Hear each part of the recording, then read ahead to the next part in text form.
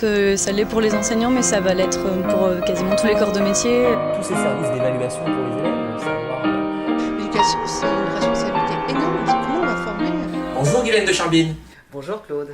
Vous êtes directrice de pôle chez Tarsus France et qui organise les 18, 19 et 20 novembre prochains le traditionnel salon Educatech Educatis. Créé pour la première fois en 1982, Educatech puis Educatis sont des rendez-vous incontournables pour tous ceux qui pensent numérique éducatif, que ce soit dans le primaire, dans le secondaire ou dans le supérieur. Mais qui sont ces 13 000 visiteurs qui, pendant ces 3 journées, viennent au salon? Eh bien Claude, les visiteurs, ce sont tous des gens d'abord qui sont très concernés par le numérique, en règle générale, mais là plus particulièrement pour le numérique dans l'éducation. Alors, bien entendu, des enseignants, des professeurs, des chefs d'établissement, des intendants, des personnels de ministère, d'académie, tout ce qui compte, si vous voulez, dans le système de l'éducation. Et puis, bien entendu aussi, les collectivités territoriales, les mairies, les conseils départementaux, les régions. Et ces collectivités territoriales viennent chercher quoi à ce salon? Eh bien, je pense que les collectivités, si vous voulez, s'approprient le numérique dans l'éducation depuis peu. Elles savent qu'elles vont devoir installer dans leurs établissements le numérique petit à petit de façon assez importante.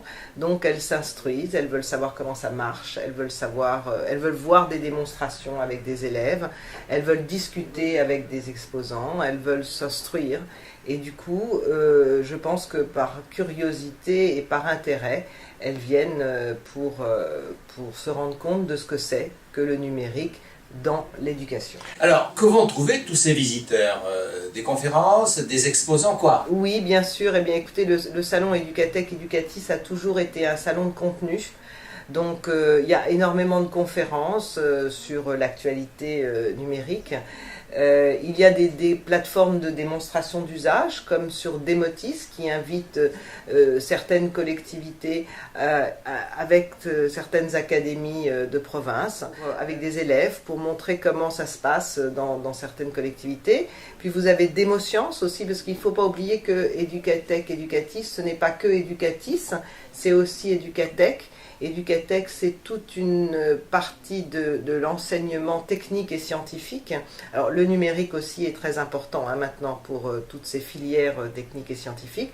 C'est pour ça que nous avons une plateforme de démonstration d'usage aussi qui s'appelle Demosciences et sur lequel des enseignants font des démonstrations d'usage.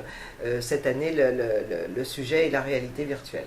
Pourquoi un événement comme Educatech Educatis rencontre-t-il en ce moment un tel succès et depuis plusieurs années d'ailleurs? Tout à fait, parce que d'abord le numérique, c'est universel, hein, tout le monde s'intéresse au numérique, les jeunes, les vieux, les parents, les enfants, les profs maintenant, depuis toujours, mais bon, plus particulièrement maintenant, les collectivités.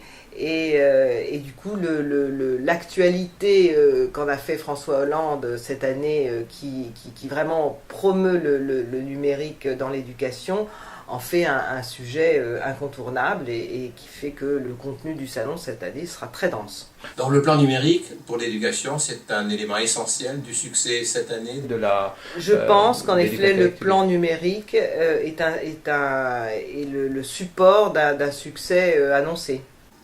Les enseignants, mais aussi les chefs d'établissement.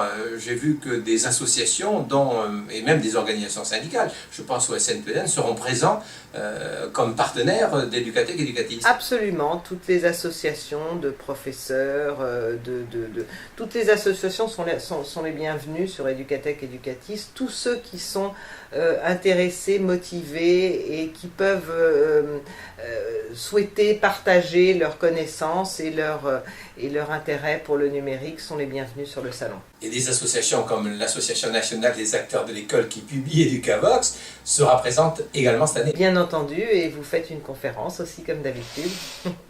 Parlez-nous un petit peu des trophées du numérique. Alors les trophées, c'est donc les 7e trophées des technologies éducatives. Nous récompensons des collectivités territoriales et des établissements d'enseignement supérieur qui sont très innovants en matière de numérique pour l'éducation.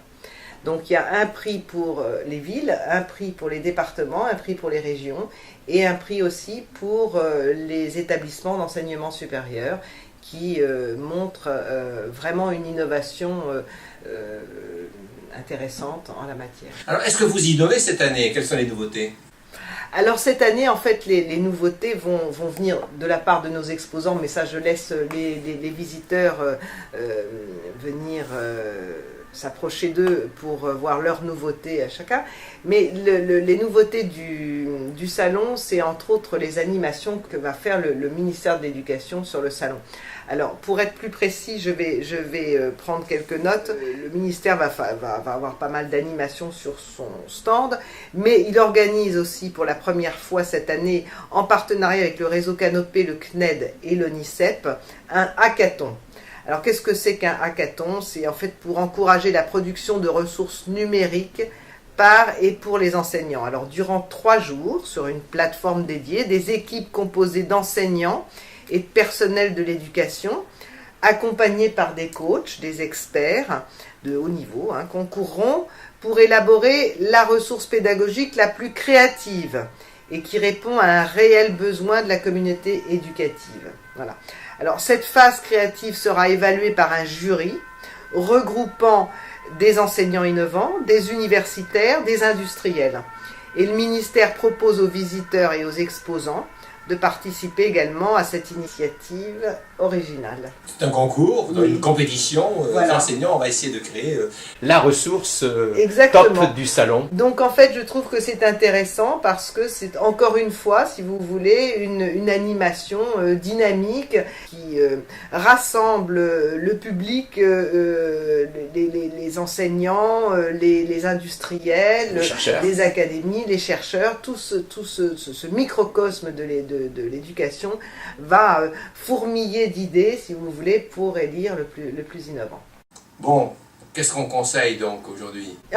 Aujourd'hui, on conseille de venir sur le salon Educatech Educatis.